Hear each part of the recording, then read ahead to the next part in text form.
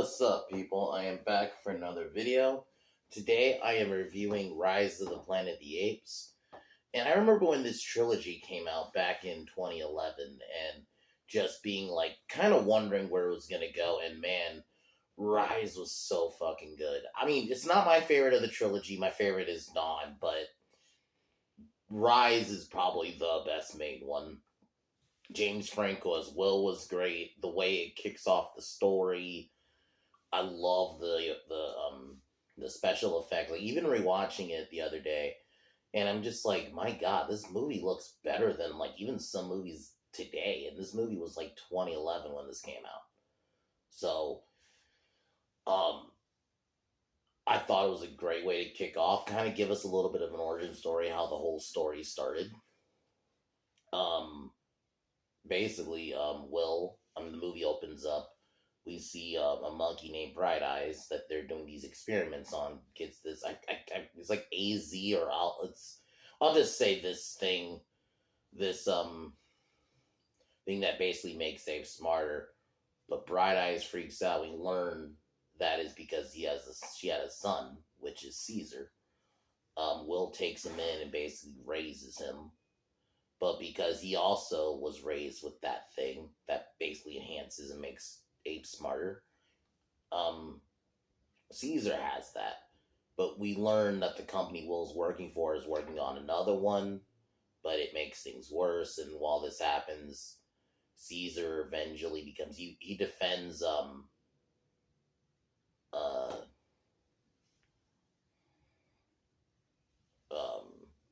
John Lithgow's character, who I thought John Lithgow was great in this movie, especially because he's not a bad guy.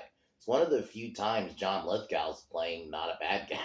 He's Will's dad, who's really sick. And initially, because he wants to test this experiment on humans, and supposedly his dad got better, but then this new one makes him really sick and apparently dies. And it makes the apes smarter, to the point where they can actually like start thinking, do sign language. And one day Caesar attacks an aggressive neighbor, so Caesar's sent to this like ape facility, and this is where we have Brian Cox and the actor who plays Malfoy. Because I'm gonna be honest, it's just kind of, I forgot he was in this movie, and basically he's like an he abuses the apes. And then throughout, eventually, Caesar becomes a leader, rallies the apes, and obviously you get that iconic ending where they escape into the woods. We get a great final action shot. It's one of those movies I wish it came out now, because I feel like we needed a great movie like this. And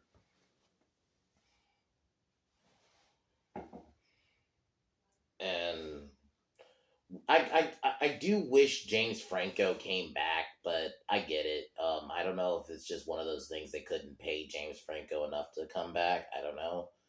Because he only did this movie. He never came back for the second or third one. At least from what I remember. I don't think he ever came back. I think he just kind of disappeared. I don't remember if it's because they just couldn't maybe pay James Franco enough to come back in the later ones, or he didn't want to come back, or I don't know. Because I do wish they kind of brought us, because I love that ending scene with him and Caesar, where he basically warned Caesar that the humans are going to be coming for him, which, kind of set up, and then you see Caesar kind of look out, and then obviously you see that the virus spread. So this is a great way to kick off this trilogy. It's a perfect movie. Andy Serkis does such a great job. And that scene when Caesar speaks for the first time, when he, Malfoy's trying to, he grabs the stick that he's using to shock people, and he's like, no! Like, when you hear that no the first time, that was very well done.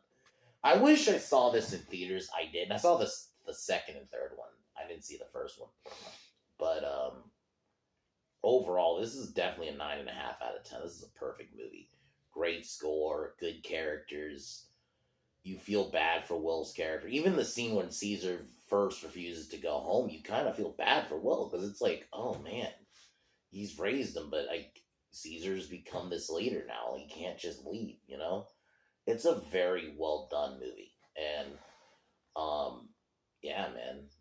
and the scene where all the apes escape for the first time is so fucking awesome when you first see it. It's so well done because it sets the mood of like you know what's coming down the line. So, Rise of the Planet of the Apes is a fucking perfect film, and yeah, I can see why some people would say this is their favorite in the trilogy. Mine's Dawn, but objectively, this is probably the best one of like the three films. This is definitely the best one objectively. I think it's just the simplicity of it, and it was a great way to kind of reboot the Planets franchise. You know, especially because before this, you had the shitty Mark Wahlberg one, so it was nice to like, okay, we finally have a legit Planet of the Apes now. You know, so I can't wait to do Dawn, which we'll be doing on Friday. So I'll be doing Dawn. The plan is to do it on Friday or the weekend. I want to do it at least on the weekend, but I'm going to try to do it on Friday. So later tonight, I'm going to review The Last Kumite. It's a movie Steve recommended me. I've never seen it. It's just a movie Steve recommended me and says it's like almost like an homage to old 80s like martial arts movies. Something so kind of like, you know, Kickboxer, something like that, or fucking Bloodsport. So it's akin to kind of like that. So I'll be checking that out later. Sorry about that. But anyway, let's get ready to review Rise of the Planet of the Apes.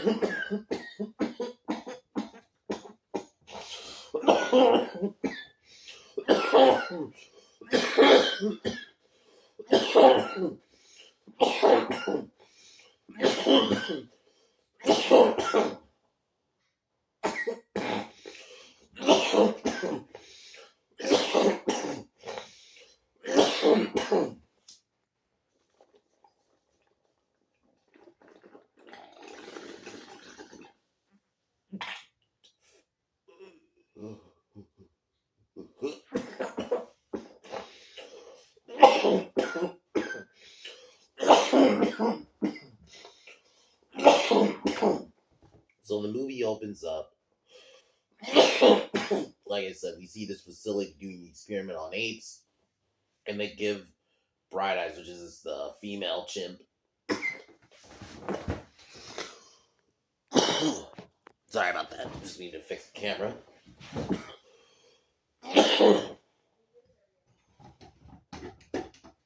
So, sorry, just fixing this is a new chair, so it's a little weird.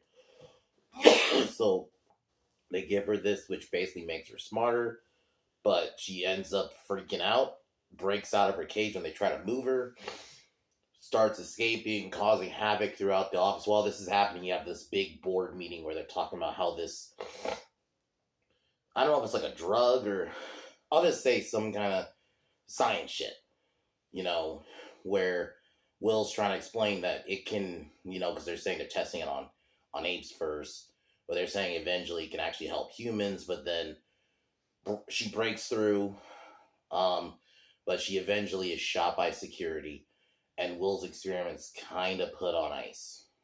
And then, unfortunately, all the other monkeys have to be, or apes, sorry, they're not monkeys, all the other apes have to be euthanized.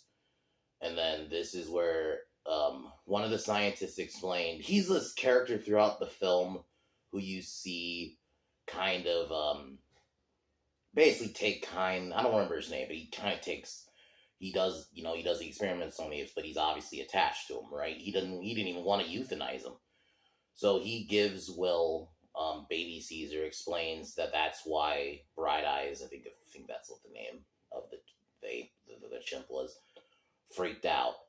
And Will basically raises Caesar, and we see Caesar from a baby. But then 5 years later, we see because he also has the something it's like AL12, something like that. And that he has the effects of it, so he's also learning. He knows sign language. He's uber intelligent. And yeah, we see Caesar.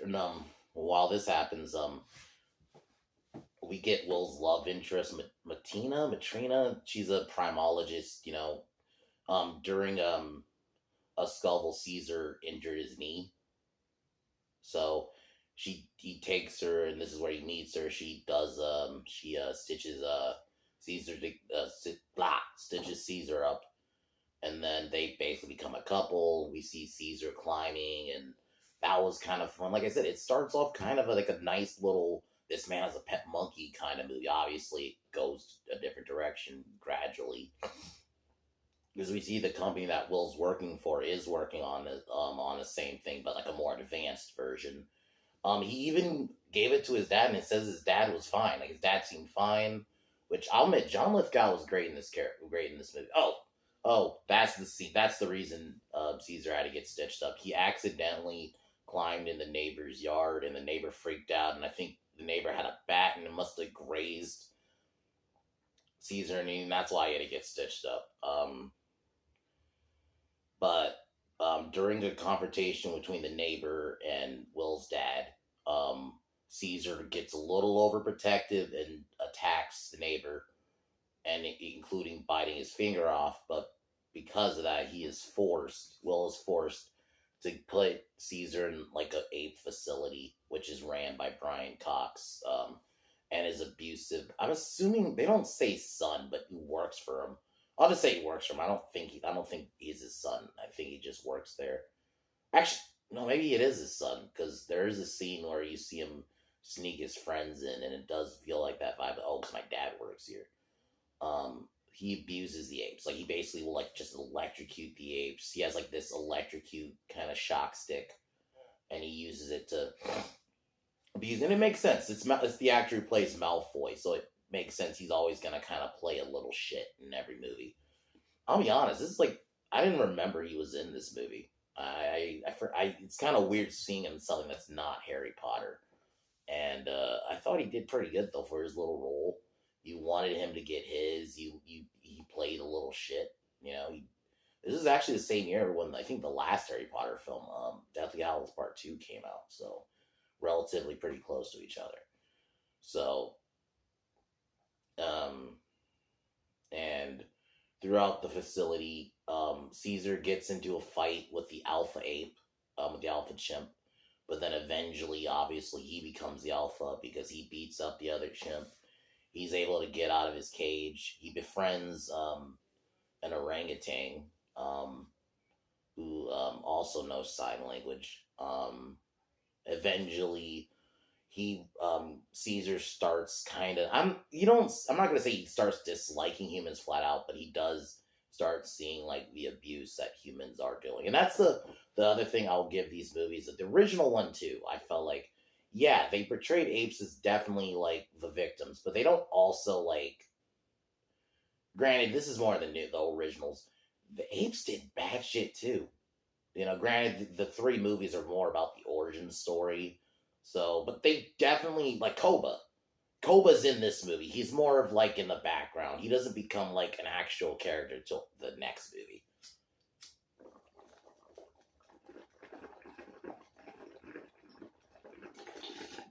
Like, even, this is a little bit later, but the scene where they break out, you get, like, all the chimps and apes start beating up on this human, and you have Caesar stop, and he's like, no. Well, he doesn't say no, but he kind of stops the other apes from, like, basically beating this human to death, because you could tell, doesn't believe in killing, at least. So, I love how well, like, you kind of start seeing Caesar's character really shine through. Obviously, in the first one, there's really no dialogue from him. It's more mental in the things he's saying, obviously building up to the point he does speak. But it's just so well done. Obviously, they do the experiment on Koba, the company, and Koba starts showing signs of becoming more intelligent and all that. But one night, I'm just gonna say Malfoy. Malfoy and his friends fuck with the apes, and then one of the apes ends up nearly killing one of them.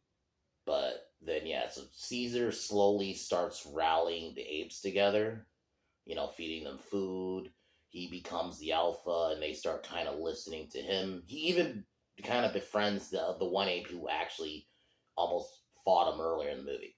And then Will gets pays off Brian Cox to let Caesar go, but Caesar refuses to go. He even makes it seem like he's gonna grab Will's hand, but he closes the gate. And that same night, and that's when they do the breakout. Well, because he befriends a gorilla named Buck, who he uses to help escape, and he basically you get the apes together, apes stronger together, kind of thing. And then yeah, so all the apes come together. This is where we have the breakout. Which while this happens, Will's father dies because it turns out that the experiment that they're doing is actually a virus. It's not healthy.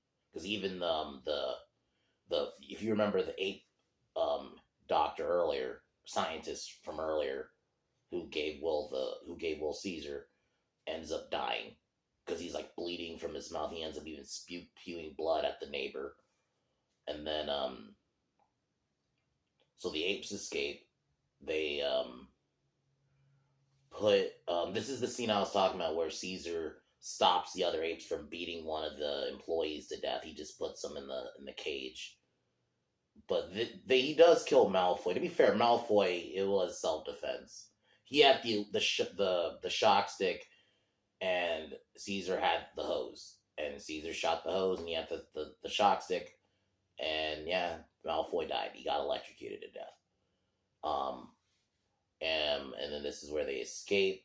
Will finds out what happens. And this is where we get like the big escape scene. This movie is paced very well too. And this is one of the reasons why I compare it to like the new one. There's already let's compare it to Kingdom really quick. For a first movie, there's already far more world building in this movie than there was in Kingdom of the Planet of the Apes. Kingdom of the Planet of the Apes had no world building. I know in that opening scene they were trying to make it seem like you were living with the apes. It was a bad attempt at world building because I didn't feel like the world was being built at all. Compared to this movie, you've established how the apes escaped, but even just their backstories and just how this world works and how everything works and how it's going to lead into the next trilogy. I don't feel like this really did. I felt like Kingdom of the Planet of the Apes almost just works as a one-off. There's minus that ending, but even then, even that ending, they find a sanctuary. That can almost just be a one-off ending. It's like, okay, they found a sanctuary. I guess they can find the sanctuary later, but it's like, I just felt like there was just no world building, and then you just compare to this one, and it's crazy. This movie is far shorter. This movie's only like an hour and 45, something like that. It's not even 2 hours. The other one is like 2.5 hours, and there was no world building. That is crazy to me. I'm not even inherently against a 2.5 hour Planet of the Apes movie. I think you can make Planet of the Apes over 2 hours. I just think you gotta you gotta world build, and this one in Kingdom didn't. So I just wanted to compare that really quick. But just the world building, it's paced so well too. I mean, because this escape scene is just so awesome, just visually. And like I was saying, the CGI just looks so good. It looks better now almost compared to even probably watching it back in 2011. It's crazy. Like, it looks better than like a lot of fucking films today, or even just within the last couple of years.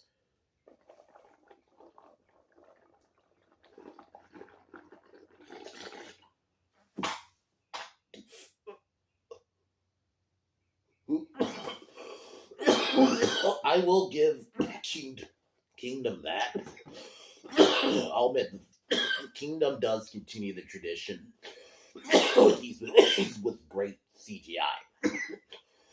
Like, I thought the apes looked really good.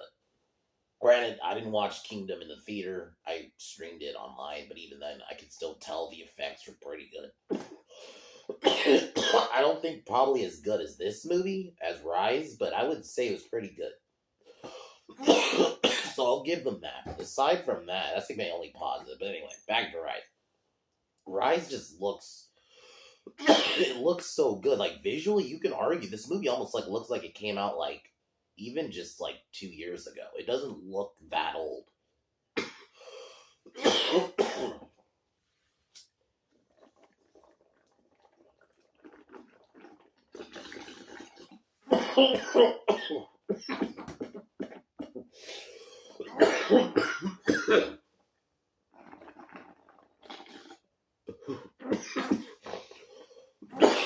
One thing too I thought was done well with his escape scene slash I guess them running in the city.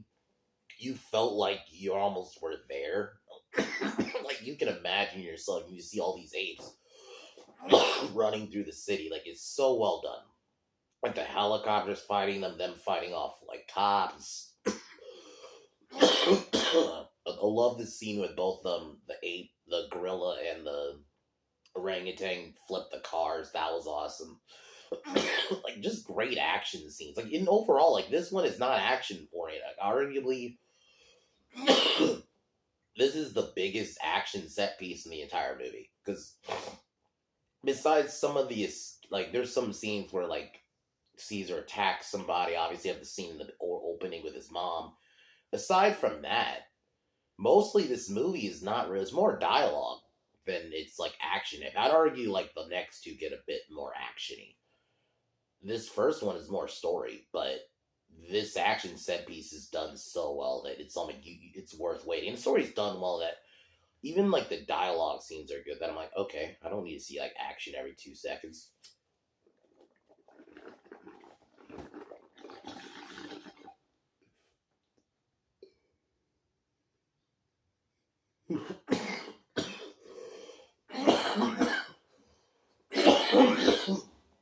Like I just love how well done this whole action set piece was, and even the death of Buck the gorilla, that not a human character.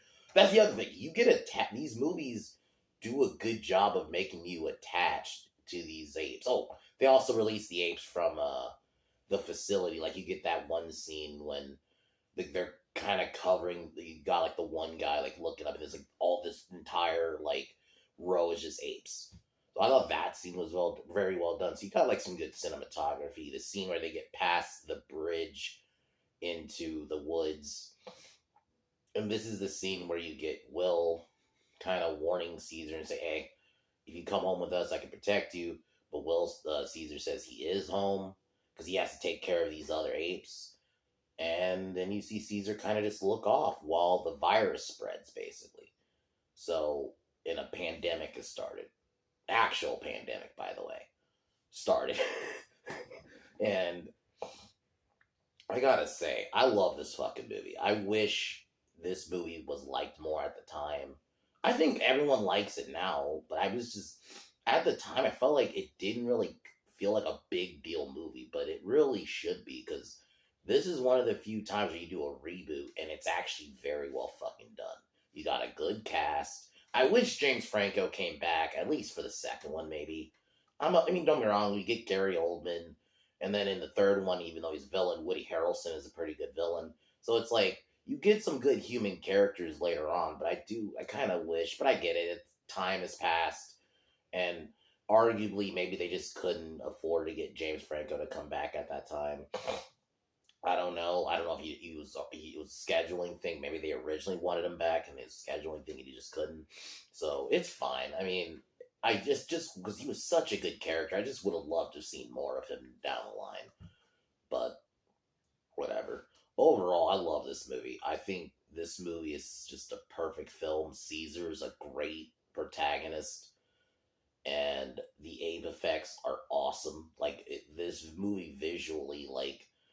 The fact that this came out in 2011 and it looks like it came out like even a couple of years ago is crazy to me. It just shows you just how like even just 2011 films looked better compared to even now, where some films look like they're already aged. There's already just some films that visually just look aged already.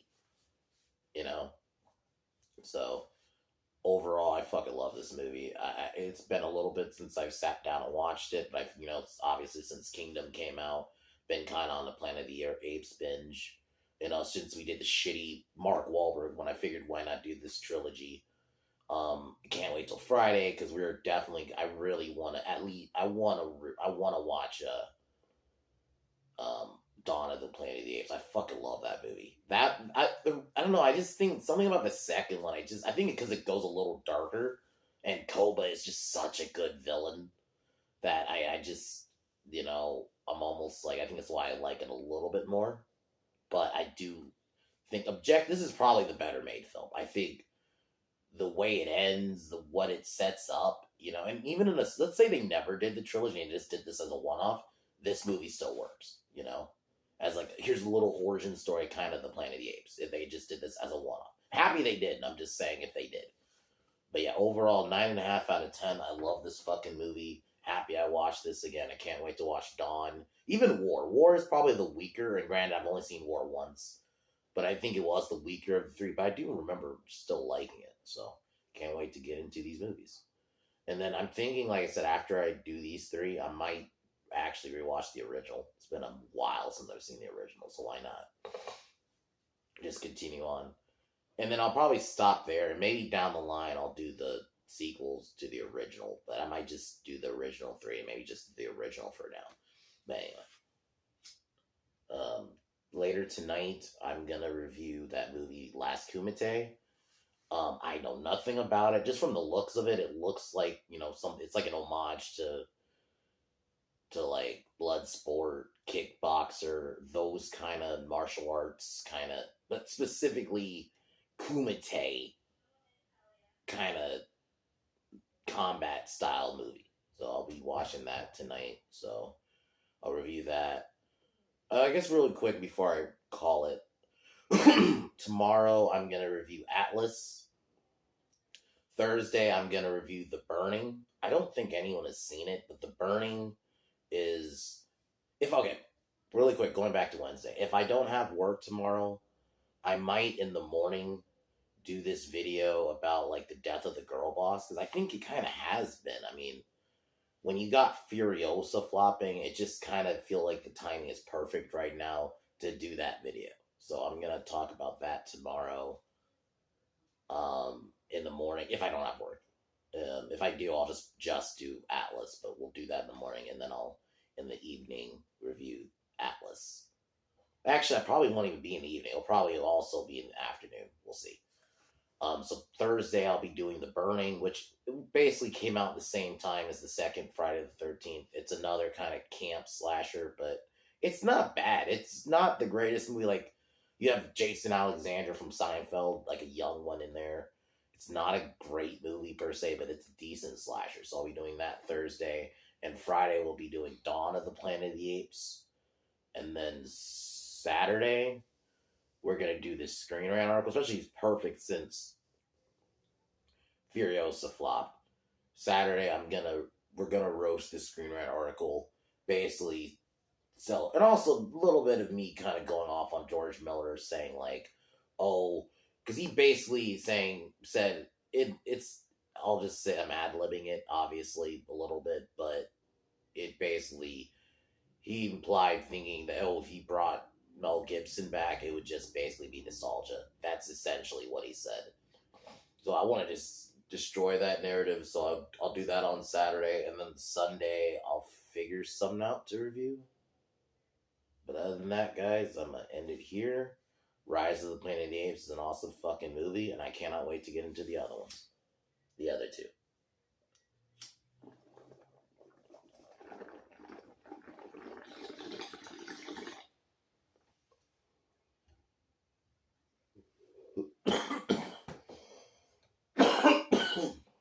Alright, y'all. I'm gonna call it here. I'll talk to y'all later today for